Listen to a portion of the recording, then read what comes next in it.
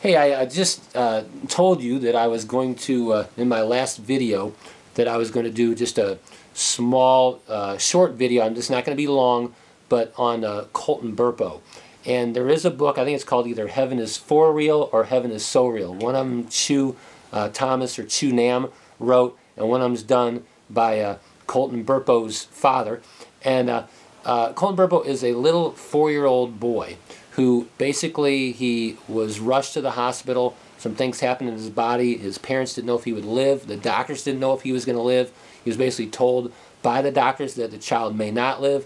And I think he did die on the operating table. I'm not sure.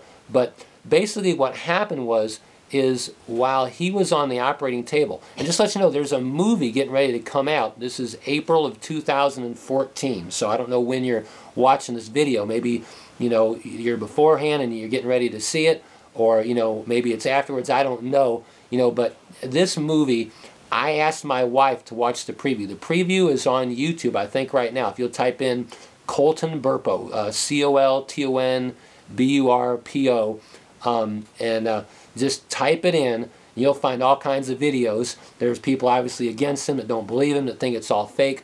But I have gone over with a fine-tooth comb, you know, basically everything he has said, and it doesn't add up that he wasn't in heaven. And he's been interviewed on TV programs, on radio. He's been on major news network. I think, you know, some very top known people have interviewed him. And this little boy has stayed consistent all the way.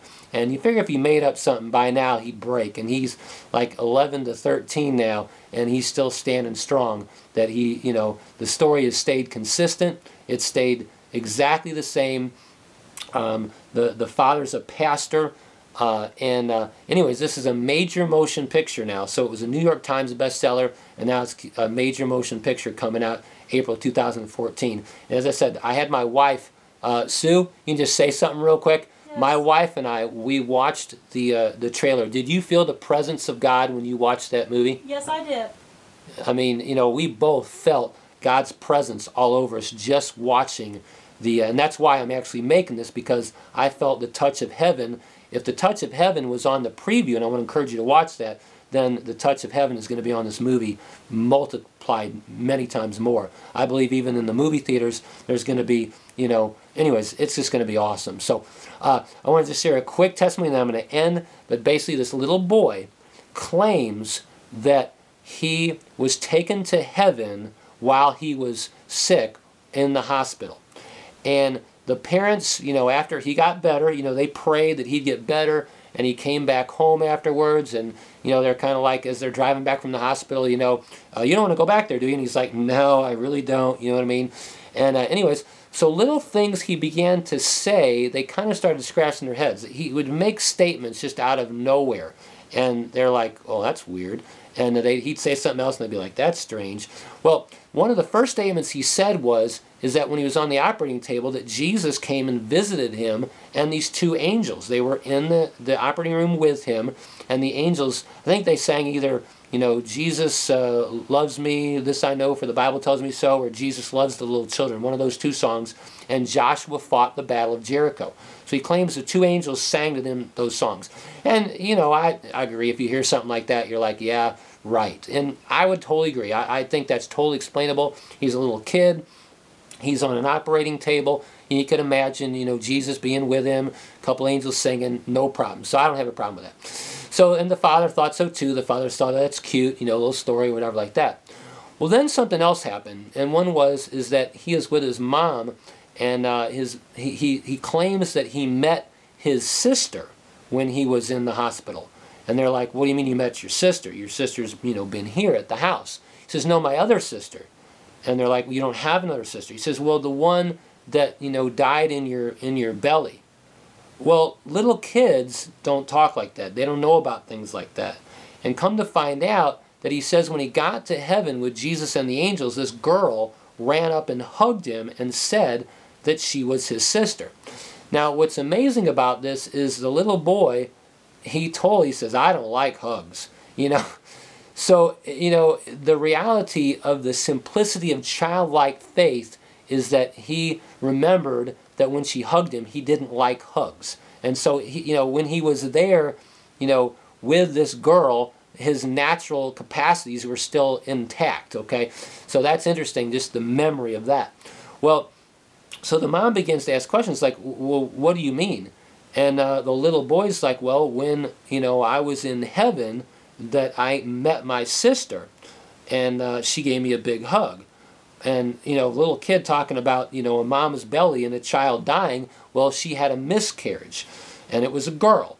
So anyway, so this takes a whole nother level. So this goes on. So then he is with his dad, and he says that he was with his papa, which is his grandpa, in heaven. He held his hands. They walked around with Jesus in heaven, and that papa was really nice. And he really, misses papa. Well, the dad, they're starting to, scratch their head without a doubt. They're starting to really listen more closely to this boy. And, he's now claiming that he went to heaven. So they're asking him questions and things like that. Well, in this regard, he brings a picture of Papa. Colton looks at it, and he goes, that's not Papa. And so the dad's thinking, okay, well, that's interesting. Well, maybe he thinks he was with Papa. And, so they were kind of, almost like they were wondering if maybe they could prove that it didn't happen by testing, what he was saying. So, excuse me. So the dad goes up in the attic and he gets a picture, an old picture of his papa, grandpa, when he was like in his 20s, the early, late 20s, early 30s. And he just sets it in the table at random. This is not, he didn't like walk up and say, well, who do you think this is? He just set, and as soon as that picture was seen by a little Colton, Colton said, how did you get a picture of Papa? Now, come on, think about it. A little kid says, how did you get a picture of Papa? And Papa's up in heaven, so how did you take a picture of him? A little kid is thinking in his mind, were you in heaven? How did you get a picture of Papa? All right, well, that's another thing. Now, the little kid's, his dad's a pastor, right? He's a Baptist pastor. And his dad is like, he's, got pictures of Jesus, little books, little stories of, Jesus and, feeding the 5,000 and, Lazarus and, all those Bible stories. And the little boy sees Jesus and he says, that's not Jesus. And the dad's like, what do you mean? It's like, that's not Jesus. And so the pastor father starts bringing in pictures of Jesus, and the boy says, that's not Jesus, that's not Jesus, that's not Jesus, and tells him who Jesus is not. So this one picture that he shows Colton says, that's Jesus. And he's like amazed. Well, this is a picture, and you can look this up on the internet. It is done by an 8-year-old girl at the time. She's like probably the same age as Colton, like, I don't know. No, she's probably older. She's probably about 16 or 17 now. Her name is Akiane, A-K-I-A-N-E. She's interviewed by Oprah Winfrey. She's been on news, everything. Anyways, I'll be right back with you.